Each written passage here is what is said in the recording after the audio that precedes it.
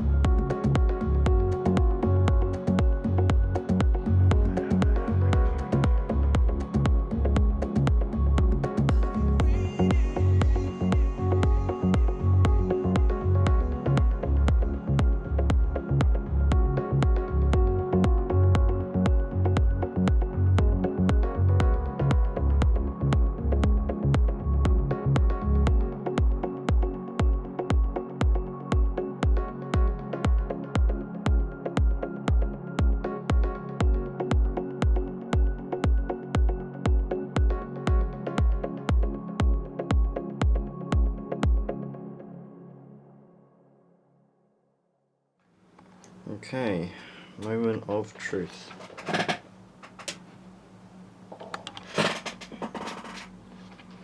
Okay, so we've got power.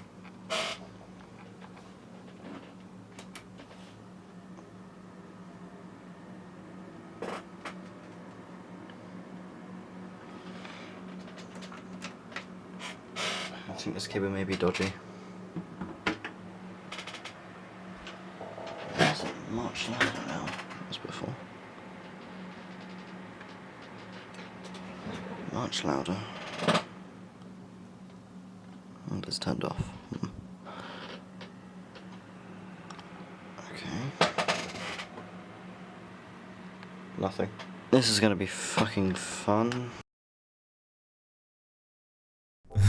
Yeah, it didn't really turn out the best. Once again, the PC failed to post and I was scared that it was a power supply this whole time. However, after doing some troubleshooting, I got it to boot with 1 stick of RAM and then 2, but not all 4. 2 of the motherboard's RAM slots are broken, which is frustrating. However, the motherboard came with some warranty left. A lot of warranty left actually. So after all testing is done, I'm going to get a replacement board from ASUS. I'm doing this after testing because 8 versus 16GB of RAM for gaming doesn't make all that much difference, and you guys are getting impatient anyway, shouting out for benchmarks. Upon uploading part 1, I had my fair share of doubts, legitimate arguments, and just random channel bashing, for no reason really. And before I move on to benchmarks, I'd like to address some of the gripes some people had with my previous video. A lot of people were annoyed because they gave the argument you couldn't replicate a build like this using all of these good deals. Well, let's put some of these concerns to rest. Using the Facebook site PC and PC Parts for Sale UK, a group with a great community on the most part, along with great deals, I was able to build a significantly more powerful gaming PC for just £45 more than what I spent previously. These specs include a i5-4460, 16GB of RAM, an Asus Z97P motherboard, a Fractal Design Define R4 windowed edition case, and an R9 Fury X, fully unlocked from Fury, which was just on sale a couple days ago. And this is just from 10 minutes of searching for parts on this site. This isn't even including any of the fantastic deals you can find on Reddit communities such as Hardware Swap UK. Honestly, you cannot sit there and say that these builds are a once in a lifetime opportunity, because they're not. Look for yourself, and if there aren't many good deals about, wait a day or look somewhere else. There's always something better to come along. People also argued that this PC couldn't do 4K gaming. What some people need to realise is that this is a budget build. It's not supposed to be delivering GTX 1080 Ti performance, it's supposed to be delivering budget performance, although this is my minimum. People say this can't compare to an Xbox Scorpio because its specs aren't released yet, and that's a fair point, but if it's going to compete with the PS4 Pro, it needs to be priced around £400 like the PS4 Pro. And when taking into consideration the fact that this PC is limited by a £400 budget, this is the best contender to date when putting it up against a console we don't know much about. It's like in Club Penguin's card jitsu. You don't play your weakest card first when you know they have a strong one brewing. Right, that's enough of that, let's get on to benchmarks now. The way I'm going to do this is by setting a 30fps target and a 60fps target, so if you're a gamer who prefers visuals over frame rate, there are settings best catered for you to reach a stable 30fps. However, if you're a guy that likes smooth sailing at 60fps, you're covered too. So how does this PC do in 4K gaming? Well, first up we have GTA 5. The PC release is a couple years old now, but no less demanding. First, I aimed for a 30fps lock. We were able to easily hit this at ultra settings, 3840x2160. The only options we didn't use was anti-aliasing and motion blur, and this is because we really didn't need it at such a high resolution. It offers no benefit whatsoever to having it on, and only helps to maintain this frame rate, even in the more intensive countryside. But what about 60fps? Well, to all you doubters out there, we hit that too. At a native 4K resolution, we were able to get a locked 60fps while still keeping most things maxed. Tessellation, ambient occlusion, texture quality, anisotropic filtering, post effects, population density, population variety, and finally distance scaling were all maxed out. Like before, AA was off, shader, shadows, grass, and reflection quality is on normal, and water and particles quality was set to high. With these settings, the FPS rarely dipped below 60. This is our £400 budget build running at native 4K 60fps mostly max settings. How does it feel? Next is Fallout 4. When this game launched, it had its fair share of issues, to say the least, like most Bethesda games before it. One of the issues I had was that it was capped at 30fps. This is weird, because the cap doesn't exist on my main PC, but for whatever reason I just couldn't unlock the frame rate. The R9 390X doesn't have support for HDMI 2.0, so you'll need to use DisplayPort to get a 4K 60Hz signal. Sadly, my TV doesn't support DisplayPort, nor did I have an adapter on hand to use, so my VSync would lock the FPS to 30. I tried disabling VSync, I tried INI tweaks, I tried forcing it in AMD Control Center, but nothing seemed to work. With our 30fps target, this game can run everything, and I mean everything, completely maxed out. I'll bet if you went to the radioactive part of the wasteland, you'll get some frame dips, but throughout my entire play session, it never shifted from 30fps at a native 4K resolution. 60fps, I hear you call. I knew it! It's not a 4K 60 PC! Tryte to fucking God, I can hear the autism already. No, I was not able to get 60fps on this PC. However, if you've taken the time to search online, you'll find out that you can get 60fps if you drop shadows and draw distance to medium, then disable AA and God rays. Satisfied? Yeah, but you're a fucking scammer! Fuck off, cunt. Battlefield 1, a game where FPS is important, especially in its multiplayer mode. Running this game completely maxed out at 3840x2160 got us a completely stable 30fps lock, never shifted from it. If we uncapped that, it was running about 40 FPS on average, completely maxed out including AA.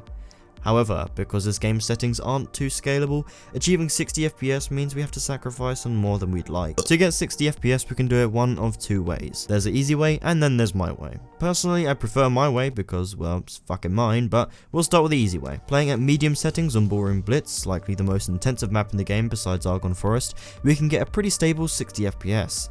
It does drop to about 55 when explosions are going off left, right and center, and DX12 does push this to above 60 FPS at all times, but with minor stutter, so I prefer to run DX11. Then there's my way. I personally much prefer this because you can get better performance and it looks nicer. Setting textures, texture filtering and ambient occlusion to max, then mesh quality to high, and the rest on low, we can get a much sharper, cleaner and better performing gaming experience at our mighty 4K 60 FPS target. And if you're the guy that craves frame rate, putting all settings to lowest besides resolution and resolution scale yields us some impressive performance, getting well into the 70s at times, never going below 67 in times of struggle. Max we saw was about 80, so far so good. This PC has been able to demonstrate top tier 4K performance for an insanely good price. But have there been any instances in which we have seen this PC fail to deliver adequate 4K gaming performance? Yes, there are. The Witcher 3, a personal favourite of mine, is always a great benchmark to do due to how punishing it can be on graphics hardware, and it seems there are no exceptions with our 390X. Achieving our 30 FPS target was no problem. All settings maxed besides hairworks and shadows, grass quality, foliage range being set to medium, we can easily stay at 30 FPS to keep consistent performance. There are drops to 29, 27 at worst in cutscenes, but these aren't apparent in gameplay. Luckily, The Witcher 3 isn't a game that requires high FPS anyway. So 30 FPS is fine at 4K, but it's where we try to aim for 60 where things start to go a bit pear-shaped. Even with everything lowest, we're only getting mid-50s at best. If you enjoy a higher frame rate but still want to game at 4K, the best you're going to get without sacrificing too much of the visuals is all on low besides shadows and water being on medium, textures and level of detail on ultra, and sunshafts and motion blur enabled. This gives us about 40 to 50 FPS, still playable for a game like this and definitely still enjoyable, but if that's not good enough then you simply need to invest more in a better GPU. And there we have it, 4K benchmarks are done. If you want benchmarks at lower resolutions like 1080p and 1440p, please let me know so I can make those videos right away. Also, if you want to see performance at ultra wide resolutions on this PC, I can do that without any issues. Perhaps you'll also be excited about winning a free game. There are a lot of new faces on the channel here, and to you guys I want to say welcome to the Tryte benefit system. The Tryte benefit system is where I give you guys an opportunity to win a free game of your choice. Rules are simple: subscribe to my channel, like the video, then enter the indicating word in a funny or peculiar sentence down below in the comments, along with what you thought on the video, then you'll be entered into winning a free game of your own choosing. You can gain more entries and therefore more chances of winning by commenting the indicating word on each new video every time it releases. If you don't win this time, then no worries, because all of your previous attempts carry across onto the next giveaway, so you have even greater odds of winning as long as you stick with the channel. Today's indicating word is dojo. Again, enter that down below and you could be chosen to win a free game. Winner will be chosen around the 10th of each month, so make sure you stay tuned for that. Good luck to the winner, but let's wrap up this video. I just want people to understand that I'm not trying to scam you. I have no reason to lie about anything, it doesn't bring any benefit to me. All I'm trying to do is shed some light on one of PC gaming's best features, so instead of shunning it just because it's got a low price, embrace the facts and make a build for yourself. Any one of you could do it if you try it, right now. We are all a single PC community, and instead of slagging someone off because they are actually smart with their money, or try to help others out, why don't you congratulate then strive to do better? That is something I want you all to take away from this video, because this is, after all, a hobby. Now you guys had a number of questions which I'd like to address before ending this video. The Xbox Scorpio specs aren't released yet, so who are you to say this is a Scorpio killer? If you look at any £400 PC build on YouTube currently, I can guarantee you none of them will come close to the performance that this PC pulls. This has 16GB of RAM, it has an i5 4460, it has an R9 390X, these specs aren't weak by any means. A lot of people may even consider them high end. The GPU, when released, gave out 6 teraflops of performance. If you look at what we do know for the Scorpio, you can see it has 6 teraflops of computing power also. Now, this figure was released when Scorpio was first announced. Back then, the console was advertising native 4K gaming. If you look now, the word native has been dropped from that advertising.